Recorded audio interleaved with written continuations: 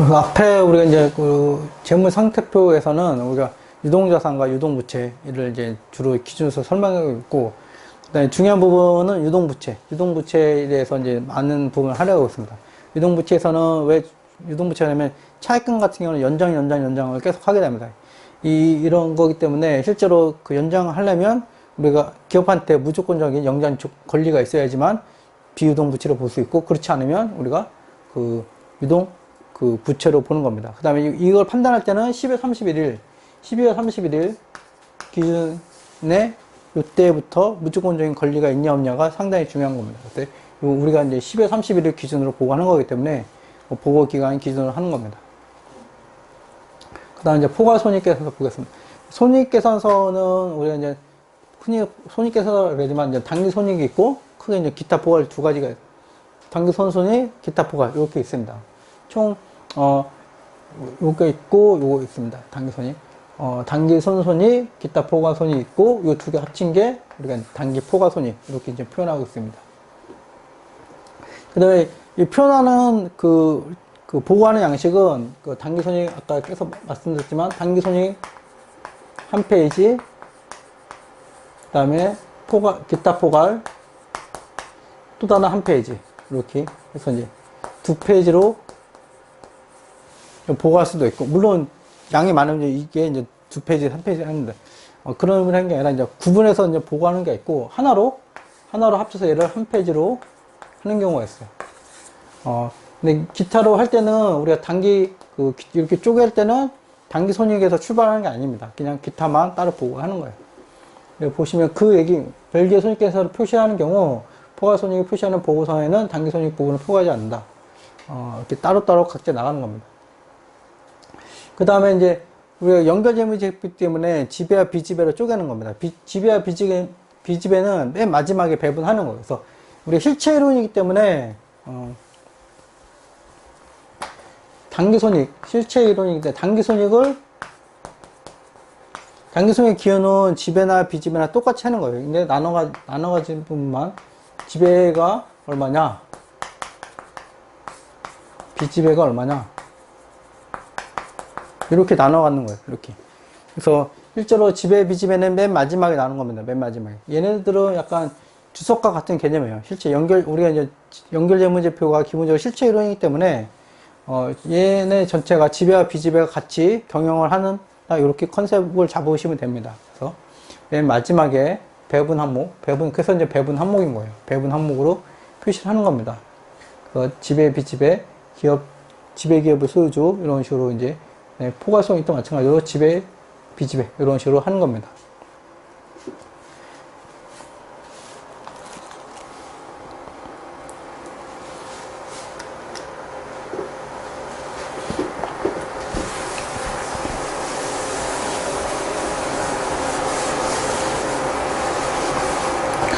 그 다음에 이제 단기 손익 부분은 손익계산서에서 이제 우리가 특별히 이제 기준서에서 구분해서 하는 것들이 있어요. 이자 수익을 별도 구분하라는 게 하나가 있고, 그 다음에 이제 지분법, 이자 손익, 그 다음에 이자 비용, 금융 원가라는 표현을 쓰고 있고, 그 다음에 지분법 관련된 부분, 그래서 별도 항목으로 구분해서 이런 애들은 손익계산서 작성할 때 별도로 구분해서 하라고 하는 겁니다.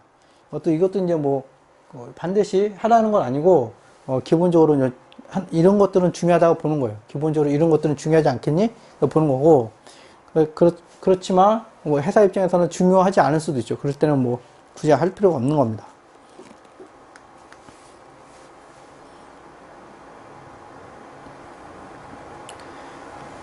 이 앞부분은, 우리가 이제 기준서에서 중요하다고 생각해서 별도 구분했으면 좋겠다. 이렇게 하는 거라고 생각하시면 됩니다. 마찬가지로 우리 기타 포괄에서도 이제 구분하는 것들이 있습니다. 기타 포괄에서도, 보시면 이제 지원법으로 해결 처리하는 부분하고 이제 단기 손익 재분류하는 것들, 이런 식으로 이제 쪼개서도 하는 것들이 있습니다. 이것도 마찬가지로 기준서가 이런 것들은 중요하니까, 쪼개서 했으면 좋겠다. 이렇게 하는 거고, 그 다음에 마찬가지로 계속 말씀드린 중요성 차원에서 기업이 다시 한번 최종적으로 판단을 하는 겁니다.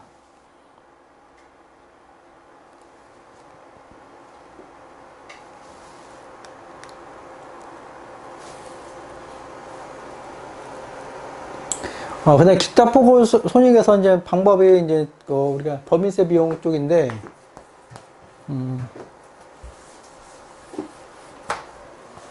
우리가 손익계산서에도 법인세가 있고, 손익에도 법인세가 있고, 기타 포괄에도 이제 법인세가 있습니다. 기타 포괄에도 법인세가 있죠. 손익계산서에는 뭐 수익이 있고, 세전 수익 있죠, 세전 수익. 뭐, 수익 비용 뭐 이렇게 있지만, 세전 수익 있고, 세전 손익이 있고, 그 다음에 법인세 비용. 이렇게 나옵니다. 그래서 특정 수익에 대해서, 특정 손익에, 특정 비용에 대해서 법인세 비용 얼마라는 걸 이제 표현하지 않습니다. 그렇지만, 우리 기타 포괄에서는 항목별로 구합니다. 항목별로. 기타 포괄에서는 우리가 앞에 나온 것처럼, 요 항목별로 우리가 그 법인세 효과를 구합니다. 법인세 효과를 구해서, 기타 포괄 손익 계정,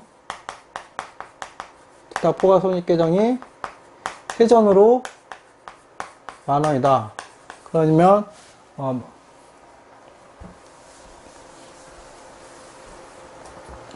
기타 포괄이 세전으로 10,000원이면 우리가 기타 포괄 세후 효과, 세후로 뭐 30%라면 3,000원 정도가 법인세 효과입니다. 그러면 이제 7,000원이 이렇게 되는데, 7,000원을 공시할 수도 있고, 이런 식으로도 이제 공시할 수가 있습니다. 그래서 기타 포괄 손익의 항목은 다음 중 한 가지만 표시할 수가 있는데, 첫 번째, 관련 법인세 효과를 차감한 순액으로 표시. 순액, 7,000원으로 표시하는 방법이 하나가 있고, 두 번째, 기타 포괄 손익 항목과 관련된 법인세 효과 반영된 금액으로 표시하고, 각 항목에 관련된 법인세 효과는 단일 금액을 합산한다. 그래서 각 항목별로 세전으로 금액하고 얘를 한 줄로 이렇게 하는 경우가 있습니다. 이런 식으로 이제 방법이 있습니다. 그러니까 각각 순액으로 표시하는 방법. 얘는 각각 순액으로 하는 방법이 있고, 이 방법은 각각 총액으로 하고 있고, 법인세 효과만 한 줄. 이런 식으로 이제 하는 겁니다. 보통 우리나라 회사들은 대부분 1번 방식으로 많이 하는 것 같습니다. 순액으로, 각각의 순액으로 하는 것 같습니다.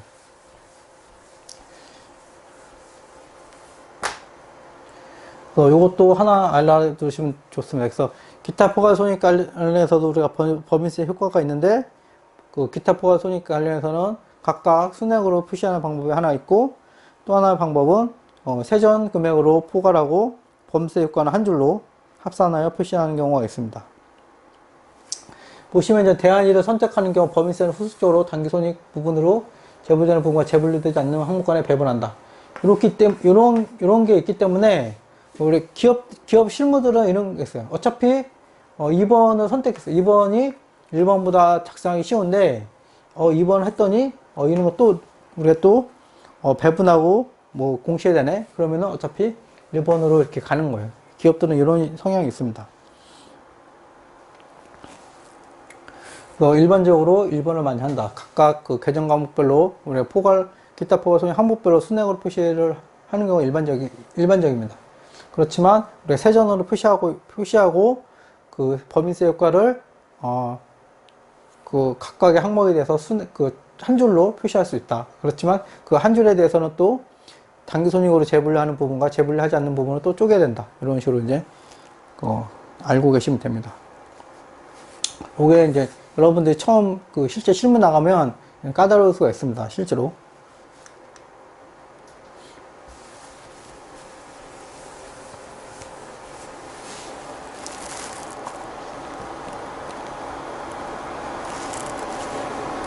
그 다음에 재분류, 기타 포괄 손익 관련해서 이제, 우리 재분류 조정이 중요한데, 재분류 조정은, 여러분들 일단 재분류 조정. 개념을 좀 아셔야 되는데, 이 개념은 이제 기타 포괄에서 당기손익으로 가는 것들. 이렇게. 이런 것들은 이제 재분류 조정이라고 그러고, 기타 포괄이 모두 이렇게 이제 당기손익으로 가는 게 아닙니다. 모두 재분류 조정 가는 게 아니고, 일부는 재분류로 가고, 일부는 재분류 하지 않습니다. 여기 지금 나온 것처럼, 유형자산 재평가 같은 이런 잉여금들은 실제로 재분류하지 않고 바로 당기손익 가지 않고 바로 이제 잉여금으로 바로 갑니다. 그래서 모든 회사들이 모든 항목들이 기타 포괄손익 모든 항목들이 당기손익 가는 게 아니라 일부만 간다. 그래서 이 항목은 기준서에 정해져 있습니다. 그래서 여러분들 시험 문제에서 이거 내기 좀 편한 거예요. 객관식으로 내기가 참 편한 겁니다. 기타 포괄손익으로 기타 포괄손익 항목 중에서 재분류 조정에 해당되는 것은 아니면 뭐 해당되지 않은 것으로 묶인 것은 뭐 이런 식으로 편하게 할 수가 있고, 근데 각 기준서별로 물어볼 때 이런 거랑 같이 넣어서 당기손익은 얼마입니까? 이렇게 물어보기 참 좋은 겁니다. 이 부분은 재무제표 표시에도 중요하고 실제 시험에도 중요하고 여러분들 실무 나갈 때도 중요하니까 이 부분들은 꼭 알고 계시면 좋겠습니다. 네, 손익계산서에서 중요한 것 중에 또 하나가 지금 해야 될 것들 우리가 어떻게 분류하냐.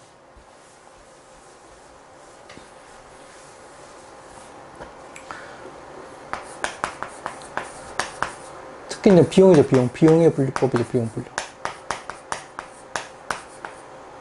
그러니까 크게 성격이 있고,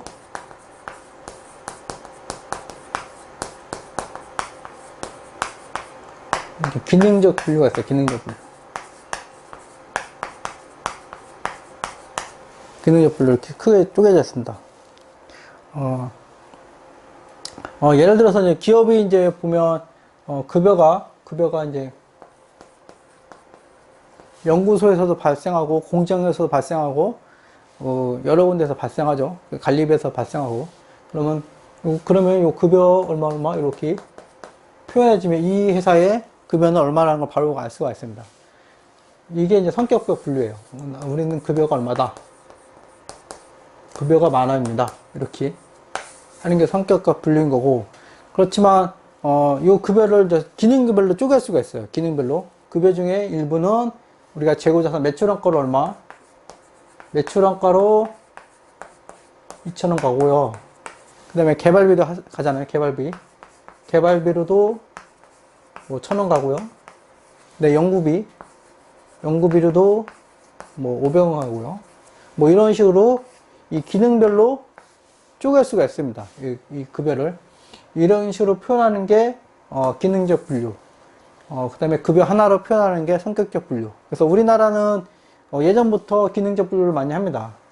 예전부터 기능적 분류를 많이 하고 있고, 여러분들이 필드 나와서 감사 나가시면 이제 해외법인들의 이제 그 감사재무제표를 많이 봤는데, 해외법인들은 이제 이렇게 성격적 분류로 손익계산서를 작성하는 경우도 종종 있습니다.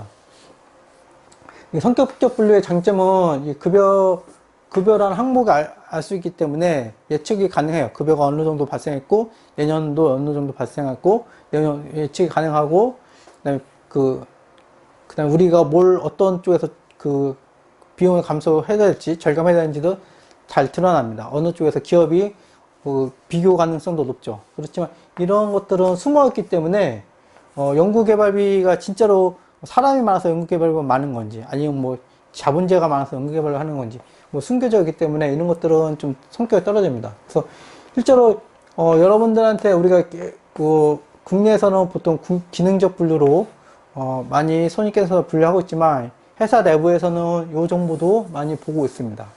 그래서 이 정보가 더 유용한 정보라고 IFRS 기준서도 얘기하고 있고, 그렇기 때문에 기능적 분류로 이런 식으로 하면은 이런 성격적 분류를 우리가 주석으로 공시하게끔 하고 있습니다. 그래서 우리 손익계산서 쪽에서는 요 성격적 분류냐, 기능적 분류냐, 요게 좀 중요합니다. 기업은 비용의 성격하고 기능별로 선택해서 할 수가 있고, 그 다음에 이제 분석 내용을 표시한다. 거 하나 있고,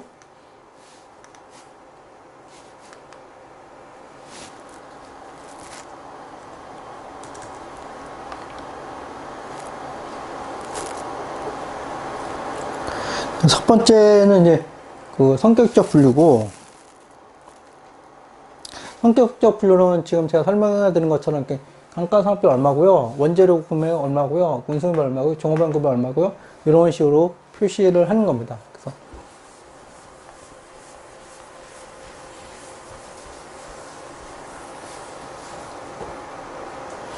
보시면 이제 우리 성격적 분류할 때는 이제 기능별로 재배분하지 않는다는 게 의미가 있습니다. 기능별로 재배분 할 필요 없다. 이거를 하는 겁니다. 그 다음에 우리가 분석의 두 번째는 이제 기능적 분류. 우리나라에서 주로 많이 하는 게 이제 기능적 분류입니다. 기능적 분류라고 하고, 다른 방법으로는 매출 원가법이라는 용어도 씁니다. 근데 실제로는 기능적 분류라는 방법을 많이 쓰는 것 같고요. 그 다음에 비용을 우리가 여러분들이 흔히 알듯이 이제 매출 원가, 이런 식으로 이제 개발비, 연구비, 뭐 이런 식으로 기능별로 이제 쪼개서 하는 겁니다. 이 문제점은 나오죠. 문제점은 이제 비용을 기능별로 하기 때문에 자의적인 배분, 자의적인 자의적인 판단, 왜곡 가능성이 높다는 거죠. 이렇게 이제 단점이 있는 거죠. 왜냐면 급여라고 표현하면 되는데 우리가 연구비, 어떤 뭐 연구비 혜택을 준다고 연구비를 많이 할 수가 있고, 연구비를 많이 투자하는, 연구비 지출이 많은 회사를 뭐 좋게 본다. 그러면 연구비로 많이 볼 수가 있고 뭐 그런 거죠. 그래서 실제로 또 동일한 급여인데도 불구하고 좀 장난칠 수 있는 것들이 기능적 배분인 겁니다. 그래서 기능적으로 이제 비용을 기능별로 분류하는 기업은 이런 것처럼 우리가 비용 성격별 정보를 추가적으로 우리가 하는 겁니다. 비용의 성격에 대한 정보는 미래 현금으로 예측하는 데 유용하다. 실제로 회사들 내부에서는 성격적 분류를 많이 합니다. 여러분들한테 공시는 그 기능별로 많이 하지만 내부적으로는 이 성격별로 많이 하고 있습니다. 급여가 얼마야 도대체? 우리 회사의 급여는 얼마냐? 우리 회사의 감가상각 얼마냐? 야 도대체 원재료는 얼마 사고 있어? 이런 운송비 총 얼마야? 이런 식으로 이제 하는 게 경영할 때도 하고 있고 비용 절감 측면에서 좋기 때문에 실제로 성격적 분류가 내부 관리 회계 쪽에서는 많이 사용되고 있습니다.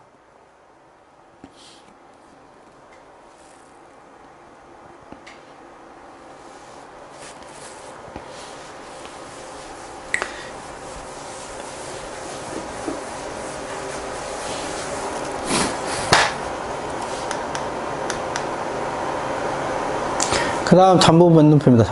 현금표에 대해서 자세히 안 나오는 이유는, 현금표, 다음에 좀 나오는데, 현금표는 우리가 지금 하고 있는 재무상태표, 포괄손익계산서, 그 다음에 자본변동표, 현금표 나오는데, 현금표는 챕터가 따로 있어요. 현금표 자체에 우리 기준서 따로 있어서, 그거 자세히 안 나오고 있고, 자본변동표는 여기 나오는 게 전부 다고, 그 다음에 재무상태표 같은 거는 우리가 자산부채 자본 같은 거는 우리 각각 계정별로 기준서가 따로 있습니다. 그 기준서로 자세히 나오고 있고, 손익계산서도 우리가 이제 고객과의 관계 계획에서 받는 수익이라든지 이제 비용도 각각 수익 비용도 각각 중요한 것들은 있습니다. 그렇지만 자본변동표는 지금 나오는 게 이제 다고, 실제로 자본은 우리 개념책에서도 정의했듯이 자산 빼기 부채, 그러니까 플러그인 개념을 많이 보기 때문에 그다지 우리 IFRS라든지 기술서라든지 해서 이제 자본에 대해서는 그렇게 중요하게 생각하지 않고 있습니다. 자본 변동표는 우리 자본의 변동을 하는 거고, 자본 변동 기초가 있고, 그 다음에 변동이 있고, 기말이 있습니다. 기말이 있고, 그 다음에 여기 지배 지분이 나오고 있고, 그 다음에 비지배 지분이 이렇게 나오고 있습니다. 보통 이런 식으로 그려져 있습니다. 지배 지분 같은 경우는 자본금 뭐냐, 잉여금 얼마냐, 이익금 이런 식으로 쪼개 있고, 비지배 지분은 자본금이 얼마냐 이런 식으로 쪼개져 있지 않고 이 계정 하나로 다 쭉 나오고 있습니다. 그래서 기초 자본에 대해서 설명하고 있고, 변동에 대해서 설명하고 있는데, 우리 이제 우리가 아까 했던 것처럼 우리가 기초 새로운 기준서를 적용하면은 기초에 반영하는 경우가 있습니다. 그래서 기초 자본 변동이 여기 있습니다. 기초 자본 변동이 있고, 변동 같은 경우는 우리가 단기 손익 변동 같은 기타 포괄 손익 변동이 있고, 그 다음에 그 주주와의 거래에 있는 그 자본금 관련돼서 이제 증자라든지 감자라든지 배당 이런 것들이 있습니다. 그래서 주주와의 거래가 하나 있고, 주주와의 거래 아닌 영업활동이라는 변동이 있고, 그렇게 있습니다. 그래서 마지막으로 이런 식으로 되어 있습니다. 그래서 자본변동표는 크게 보시면 이제 소유주하고 비지배 지분에 대한 기속되는 금액으로 표현되어 있습니다. 지배 지분, 비지배 지분 쪽에 있고, 그 다음에 자본의 각 구성 요소별로 되어 있고, 그 다음에 우리가 이제 새로운 기준서 적용하면 기초 자본이 바뀌는 경우가 있습니다. 그러면 기초 자본 바꾸는 경우도 우리가 표현하고 있습니다. 그 다음에 각 요소별로 변동을 하는 때 당기손익, 기타 포괄손익으로 하고 있고, 소유자의 자격을 행사하는 소유자의 거래. 소유자 거래가 이제 증자, 감자라든지 이런 것들을 하고 있습니다. 그 다음에 자기주식 거래라든지, 배당, 이런 것들을 하고 있습니다.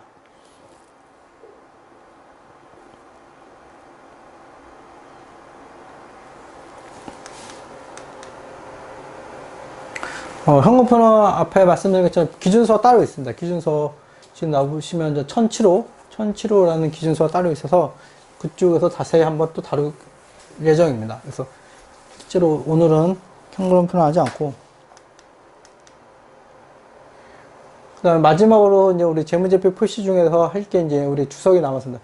주석도 실제로는 우리 기준서가 많이 있습니다. 기준서 재고자산도 있고 유형자산, 무형자산인데 각 기준서별로 각 계정 과목에 대한 주석 항목을 정의하고 있습니다. 그쪽에서 이제 실제로 디테일하게 어떤 정보를 주석으로 여러분들이 하셔야 됩니다 하는 걸 하고 있고, 오늘 나오는 이제 재무제표 표시에는 주석에 대한 일반적인 얘기를 하는 겁니다. 일반적인 얘기, 각 계정 과목을 하는 게 아니라 일반적인 얘기를 하는 거고, 그 다음에 보시면 우리가 한국채택 기준에서 요구하는 정보지만 앞에 나왔던 재무상태표, 포괄손익계에서 현금표, 자본변동표에 표시하지 않는 정보를 하는 거고, 그 다음에 표시하지 않지만 재무정보를 이용자가 이해하는데 좋은 정보들은 또 다시 주석으로 제공하는 겁니다. 주석을 할 때는 우리 이해가능성, 그 다음에 비교가능성. 이해가능성이 상당히 중요합니다. 이해가능성이 중요하고, 비교가능성은 뭐 당연히 하고. 근데 이해가능성이 가장 중요한 거는 여러분들이, 우리 개념책에서 제가 드렸지만, 해결을 잘 모르는 사람들한테까지도 이해가능성을 우리가 이해시키기 위해서 재무정보를 만드는 게 아니에요. 그런 게 아니라 해결을 어느 정도 알고 있는 사람들한테도 그런 사람 대상으로 기본적으로 합리적인 사람한테 우리가 재무정보를 주는 겁니다.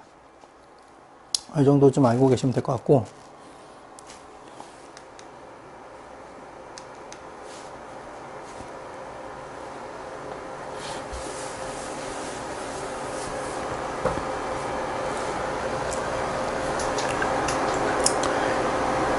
그 다음에 우리 회계정책을 공시하는데, 회계정책 공시는 우리 어차피 기준서이기 때문에 많은 측정 기준을 우리가 지난번에 개념책에 했던 뭐 공정가치 기준 뭐 이런 것들을 다 줄줄이 서술합니다. 서술하고, 회계정책을 적용하는 과정에서 추정, 이게 중요하죠.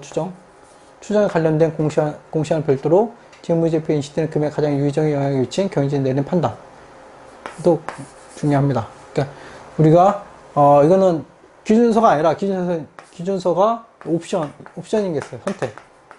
A, B 중에 선택할 수가 있습니다. 그러면 우리는 어떤 이유에서도 이런 걸 선택했다. 그 다음에 추정하고 관련돼서도 우리는 어떻게 추정했다. 이렇게 그 금액을 판단할 때, 영향할 때 정책을 다 공시하게끔 되어 있습니다.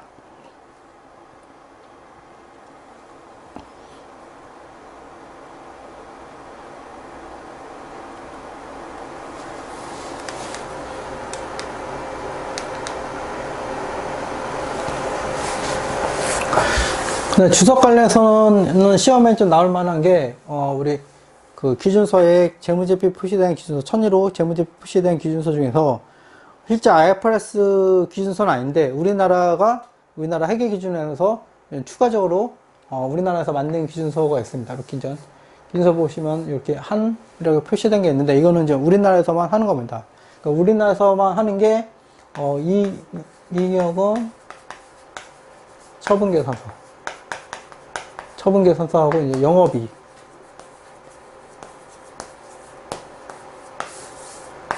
요거를 이제 공시하게끔 되어 있어요.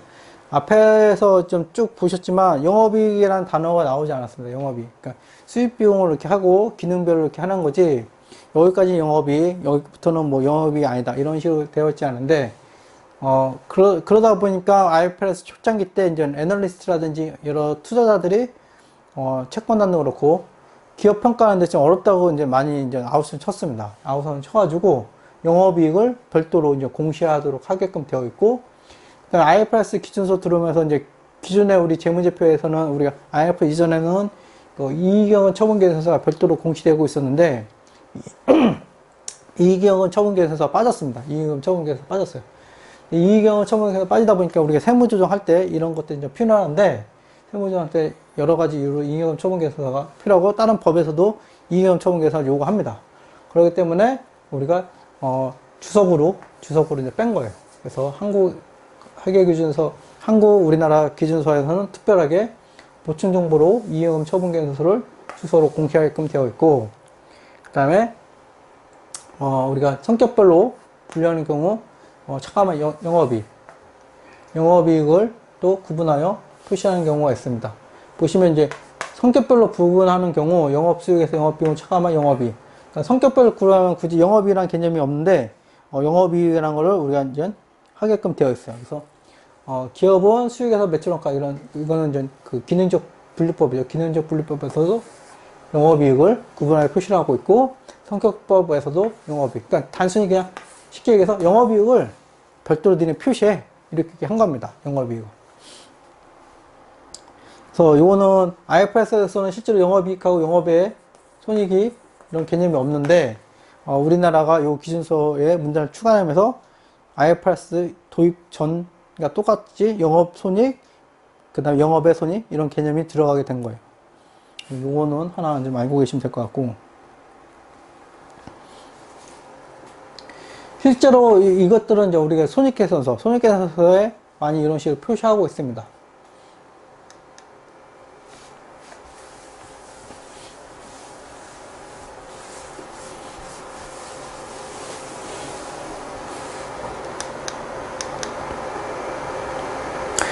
우리 마지막으로 우리 그 기출문제, 최근 기출문제 2017년 거 한번 보겠습니다.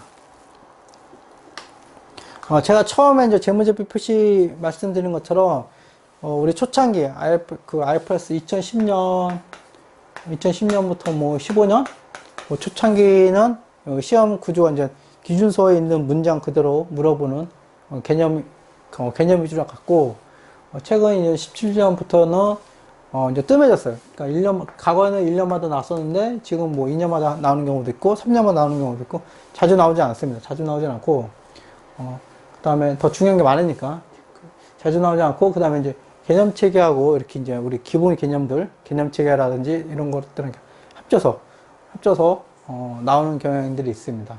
그 다음에 그 시험 그 기준서 문장 그대로 이제 나오는 경우는 없고 약간 해석해서 나오는 경우가 있습니다.